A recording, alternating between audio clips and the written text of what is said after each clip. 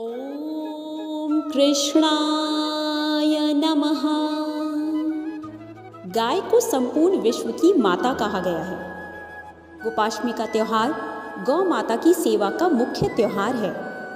ऐसी मान्यता है कि इस दिन भगवान श्री कृष्ण ने सबसे पहले गौचारण लीला की थी। तब से ही इस दिन को मनाने का विधान है। आइए सुनते हैं गोपाष्टमी की कथा।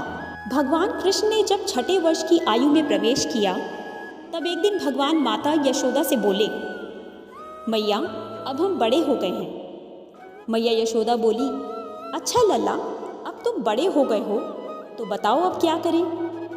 भगवान ने कहा, अब हम बछड़े चराने नहीं जाएंगे, अब हम गाय चराएंगे। मैया ने कहा, ठीक है, बाबा से पूछ लेना। मैया के इतना कहते ही छठ से भगवान नंद बाबा से पूछने चले गए। बाबा ने कहा, लल्ला अभी तुम बहुत छोटे हो, अभी तुम बछड़े ही चराओ।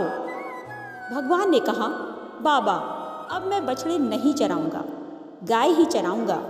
जब भगवान नहीं माने तब बाबा बोले, ठीक है लल्ला, तुम पंडित जी को बुला ला, वह गौचारण का मुहूर्त देखकर बता देंगे।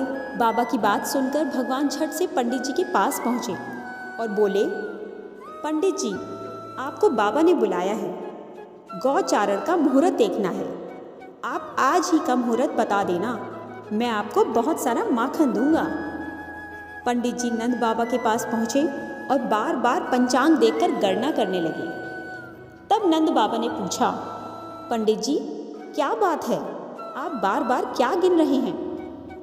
पंडित जी बोले, क्या बताएं नंद बाबा जी, केवल आज का ही मुहूर्त निकल रहा है, इसके बाद तो 1 वर्ष तक कोई मुहूर्त ही नहीं है। पंडित जी की बात सुनकर नंद बाबा ने भगवान को गौचारण की स्वीकृति दे दी। भगवान जी जिस भी समय कोई कार्य करें वही शुभ मुहूर्त बन जाता है। उसी दिन भगवान ने गौचारण आरंभ किया और वह शुभ तिथि थी कार्तिक मास में शुक्ल पक्ष अष्टमी। भगवान के गौचारण आरंभ करने के कारण यह शुभ तिथि गोपाष्टमी कहलाई। जय श्री कृष्णा।